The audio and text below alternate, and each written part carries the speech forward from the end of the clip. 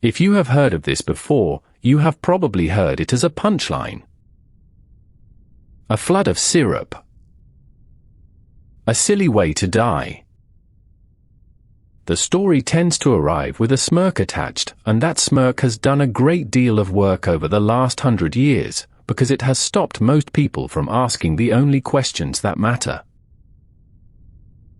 Why was there a 5-story tank of molasses standing on a residential street?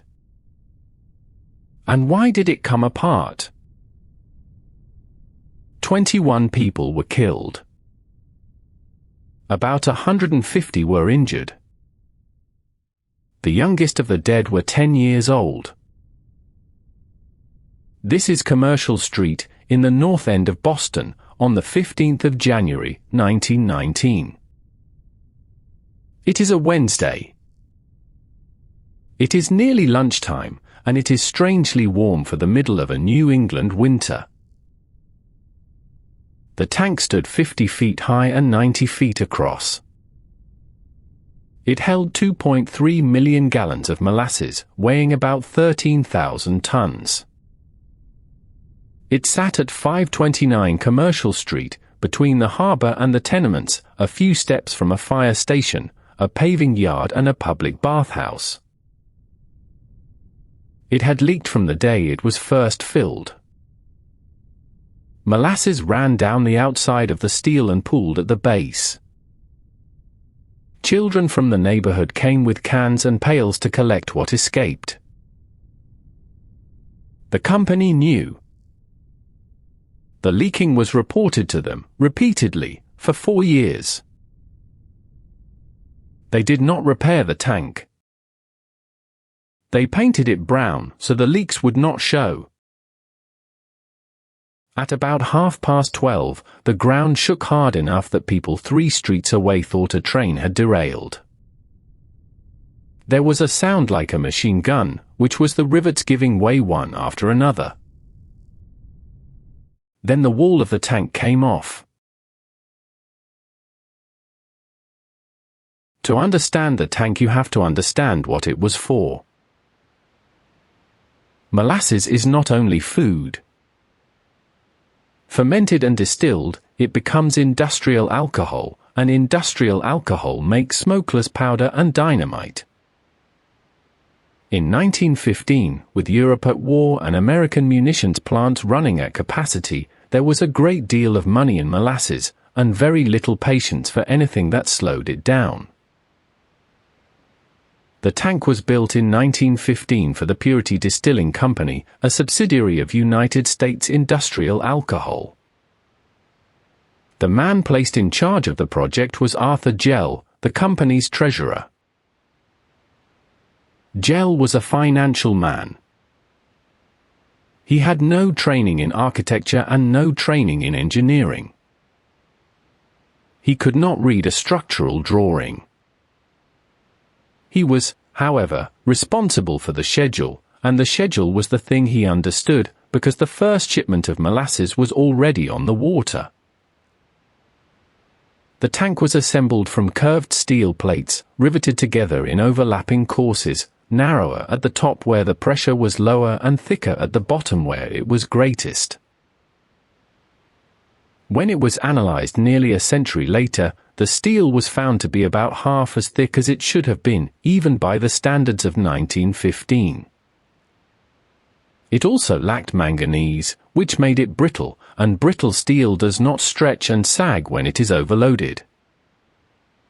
It cracks. The plates were assembled by a contractor. No engineer inspected the finished structure. No independent test was carried out. There was a test of a kind. Before accepting the tank, Arthur Gell filled it with water to see whether it held. He used 6 inches. 6 inches of water in a tank 50 feet high. Enough to wet the bottom course of plates and nothing else. It told him nothing whatsoever about what the structure would do when it was filled to the top with a liquid half again as heavy as water. It held the 6 inches. He signed for the tank, and the molasses arrived 3 days later. The leaking began immediately. Molasses seeped from the seams between the plates and ran down the sides. It gathered in the yard. It got into the ground. On warm days the smell of it carried down the street, and on cold days it hardened in dark streaks down the face of the steel. Neighbors noticed. Employees noticed.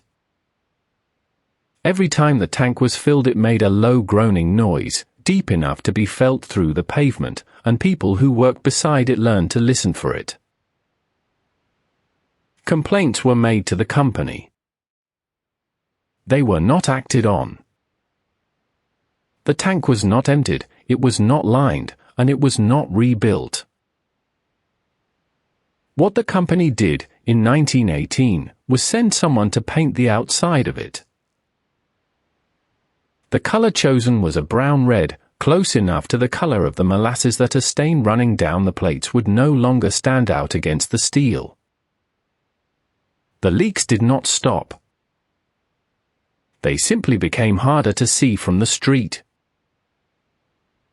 It is worth sitting with that decision, because it is the center of this story.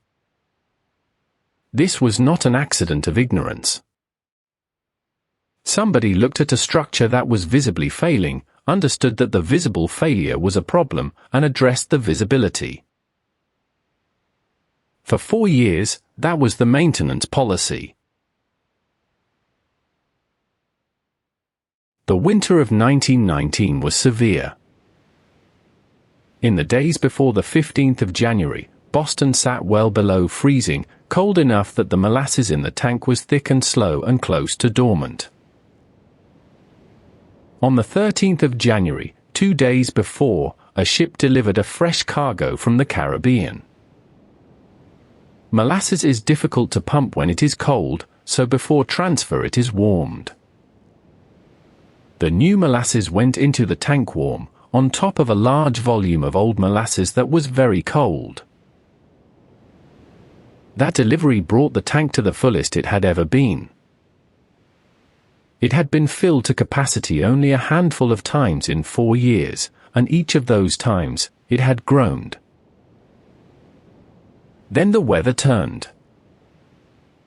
Over the next 48 hours the temperature climbed from well below freezing to about 4 degrees above, a swing of more than 20 degrees, which is an ordinary enough thing for a New England January and an unusual thing for a tank full of warm sugar. Warm molasses ferments. Fermentation produces carbon dioxide. Gas rising through a sealed tank raises the pressure inside it, and the pressure inside it acts on the same rivet lines that had been weeping for 4 years. None of this would have mattered to a tank that had been built correctly and inspected properly. To this tank, it was the last of a series of loads it had never been strong enough to carry. The 15th of January was mild and bright, and at midday the neighborhood was doing ordinary midday things. At the city paving yard across the street, the day shift had stopped for lunch. Men sat outside in the unexpected sun. Among them were John Cyberlig, a blacksmith of 69, and Patrick Breen, a laborer of 44. At the fire station beside the yard, the crew of Engine 31 were inside, off duty. Among them was George Leher, a firefighter, 38 years old. On the street, 2 10-year-old children, Maria D'Istasio and Pasquale Ian Tosca, were collecting firewood that had fallen from a delivery. In a house nearby, Bridget Clufferty, 65, was at home with her family. At about 12:30, the tank failed. The wave that came out of it was about 25 feet high at its peak and roughly 160 feet wide, and it moved at about 35 miles an hour. That is faster than a person can run, and it is worth being precise about why it was so destructive. Molasses is about 1.5 times as dense as water. A wave of it carries half again the momentum of the same wave of seawater, and it does not disperse or drain away. It arrived as a wall and it stayed. It took the steel plates of the tank with it. One of them struck the supports of the Boston Elevated Railway on Atlantic Avenue and pushed the structure out of true, and the train was stopped moments before it reached the damaged span. Buildings were pushed off their foundations. The fire station was knocked from its base and partly collapsed. Houses were flattened with people inside them. Horses were caught in it and could not be freed. Then the wave stopped, and what was left was 2 to 3 feet of molasses standing across several blocks, cooling, and getting thicker as it cooled.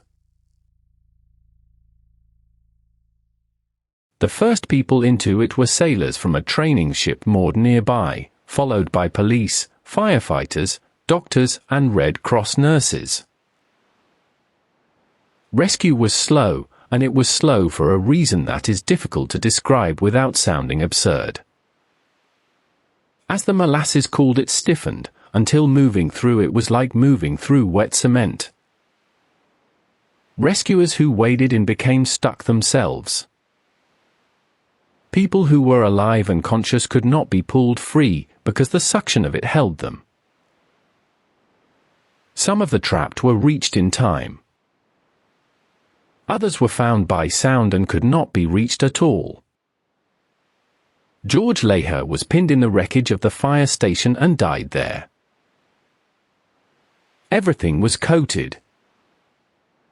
The rescuers were coated, the injured were coated, and identification of the dead was difficult because faces were covered. It took days to find all of them. The last of the 21 was recovered from the harbor long after the others. The cleanup took weeks. Salt water was used to break down what remained, and hundreds of people worked at it. Boston Harbor ran brown until the summer. For decades afterwards, residents said that on hot days you could still smell it in the North End. United States Industrial Alcohol did not accept responsibility. The company's position was that the tank had been destroyed deliberately. It said that anarchists had planted a bomb. In 1919, that was not an absurd thing to claim. It was a year of genuine political violence in the United States, including a coordinated bombing campaign, and the company's own facilities had received threats. But there was no evidence for it here. There were no fragments consistent with an explosive, and no witness saw or heard a detonation before the failure. What the defense had going for it was not evidence.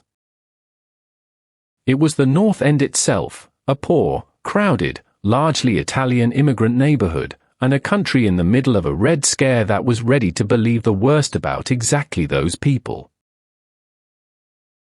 So the company's argument asked the city to accept that this community had blown up the tank that had just killed 21 of its own residents, and to accept it while that same community was burying them. More than 100 separate lawsuits were brought against the company. They were consolidated and heard together in what became one of the longest and largest civil actions the state had seen. The court appointed an auditor, Colonel Hugh W. Ogden, to hear the evidence and establish the facts. The hearings ran from 1920 to 1925. Around 3,000 witnesses gave testimony. The record ran to some 45,000 pages. Both sides brought engineers, and the engineers disagreed with each other at length and expensively. Ogden's finding, delivered in 1925, rejected the bomb entirely. The tank had failed because it was not strong enough, and it had never been strong enough. The company was liable.